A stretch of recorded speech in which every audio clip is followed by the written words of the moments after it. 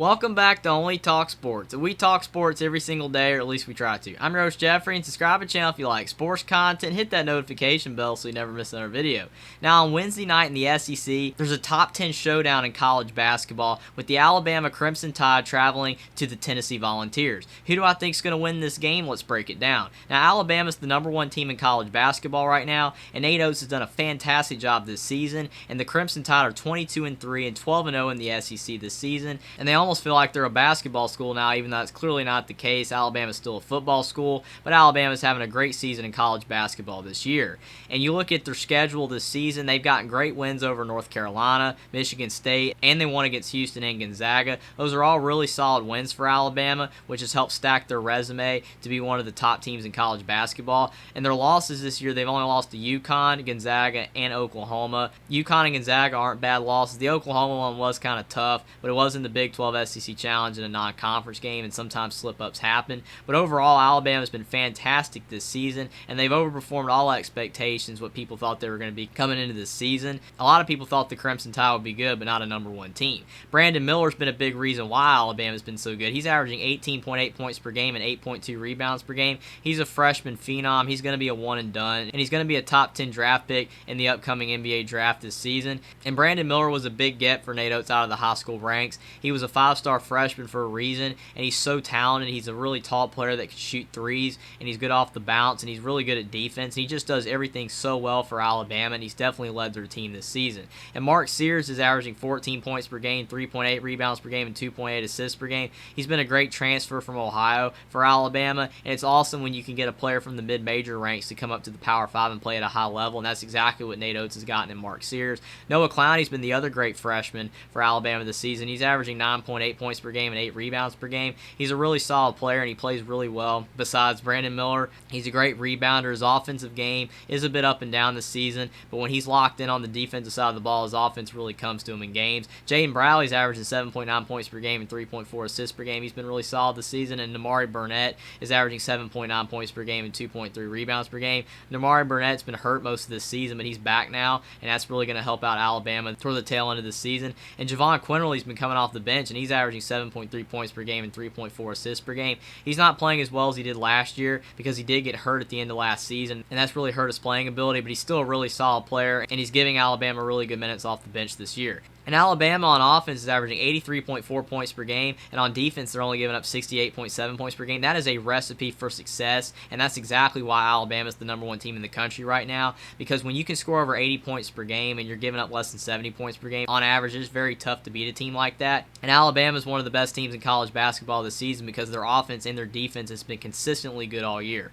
Now on the Tennessee side, they are 19-6 and 8-4 in the SEC this season, and Rick Barnes, he's a fantastic coach. He's a borderline Hall of Famer, and he's had a lot of success coaching at Texas and now at Tennessee, and he's been a great coach his whole tenure. But the problem for Rick Barnes throughout his coaching career is that he's been able to win a lot of big games in the regular season, but once the tournament comes, his teams really struggle. That's been a big problem for him throughout his coaching career. But this season, Tennessee has a really solid team again and has the potential to go far in March Madness if they're able to get the full potential out of their roster. But if they're not able to break the mold of past Tennessee teams, then they will have another early exit in March Madness. And if you look at Tennessee's schedule this season, they've got great wins over Texas, Kansas, Maryland, USC, and Auburn. Those are all great wins for Tennessee, and it's helped them build one of the better resumes in college basketball. But Tennessee also has 6 losses this season, and only one of them is to a really good team in Arizona. Their other 5 losses are to Colorado, Kentucky, Vanderbilt, Missouri, and Florida. And Kentucky and Missouri are decent teams, but Tennessee should have beaten Vanderbilt, Florida, and Colorado.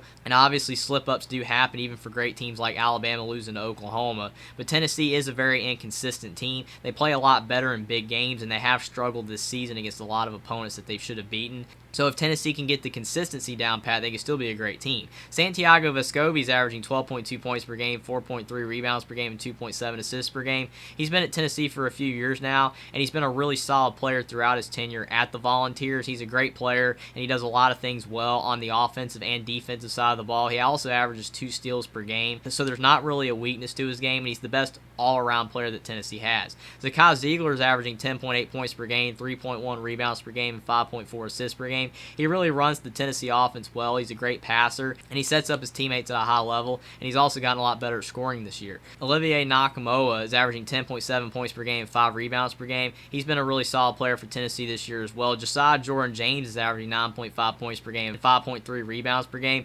Josiah Jordan-James is a player that a lot of Tennessee fans have expected to break out sooner than this, and he still hasn't really broken out yet in his career. He's been at Tennessee for a few years now, and he hasn't reached his fullest potential just yet, but he's still a really solid player as is for Tennessee. Julian Phillips is averaging 9 points per game and 4.8 rebounds per game, and Tyreek, he's averaging 8.8 points per game and 2.8 rebounds per game. Really solid players for Tennessee, and Tennessee has a very balanced roster, unlike Alabama where they got Brandon Miller, Mark Sears that do a lot of the heavy lifting with the points for Alabama. Tennessee has a very balanced roster, and when your leading scorer is Santiago Vescovi at 12 points per game, that goes to show you that balance is key for Tennessee, and they have a lot of players that step up and contribute to their points every single game. And Tennessee this season's only averaging 72.5 points per game, so that's 11 points less than Alabama, but they're only giving up on defense 56.3 points per game, and that's helped Tennessee win a lot of games this year. When their defense is playing at a high level, then they're able to beat almost anybody in the country, but in the games that they've slipped up and lost to teams like Colorado and Florida, their defense did not play as well as it normally does. So if Tennessee can improve on offense and start being more consistent on the offensive side of the ball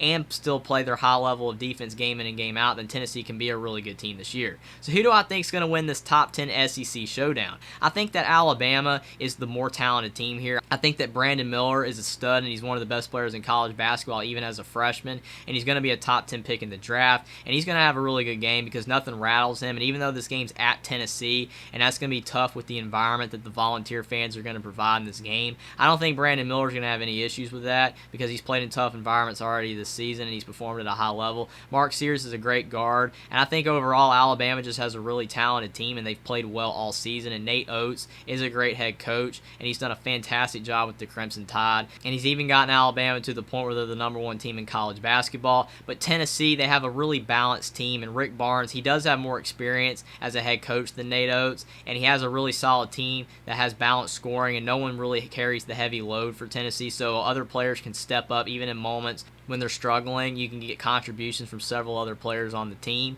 and I think that Tennessee's home environment is really going to help out the Volunteers in this game. And I also think that Tennessee's going to really play hard in this game because Alabama is the #1 team in college basketball right now, and when you're the #1 team, you always have a mark on your back. And Tennessee, they've lost 2 games this past week to Vanderbilt and Missouri on buzzer beaters, and I think that Tennessee's going to really want to play hard to bounce back from those 2 tough losses. I think even though Alabama's the more talented team, I think going into a tough road environment against a team that's kind of desperate to get a really big win in the Tennessee Volunteers, and Tennessee's played much better against their top opponents this season. They've kind of slipped up in the games against weaker opponents this season. So I think that Tennessee's going to really play hard in this game, and I think that Tennessee's going to beat Alabama 77-72 in this big top 10 showdown in the SEC. I think Alabama can win this game. Obviously, they have a great coach. They have a lot of talent, but I think having the #1 ranking next to Alabama's name is going to be really tough for them to go on the road at Tennessee and win, because teams that have been ranked #1 this season have really struggled, and they've dropped games that they shouldn't have this season. And I think that Tennessee's going to give it everything they have in this game because they dropped the last 2 games to Vanderbilt and Missouri. And Tennessee has a really solid team, and they have talent in their own right. They might not be as talented as Alabama, but I think that Tennessee has the players to get the job done. They're going to play really good defense in this game against Alabama and be able to slow down the Crimson Tide's offense. And I think that Tennessee, being on their own floor with their home crowd being as loud as they could possibly be, I think that Tennessee's going to be able to score enough points as well. They're going to be really aggressive in this game, and I think this is going to be a close game that goes down the wire, and it's going to be an instant classic. But I'm going to go with the Tennessee Volunteers to get the upset over the Alabama Crimson Tide 77-72 in this top 10 SEC showdown. Subscribe to the channel if you like sports content. Like this video down below. Comment down below whether you think Alabama or Tennessee is going to win this college basketball game and why, and I will see you next time.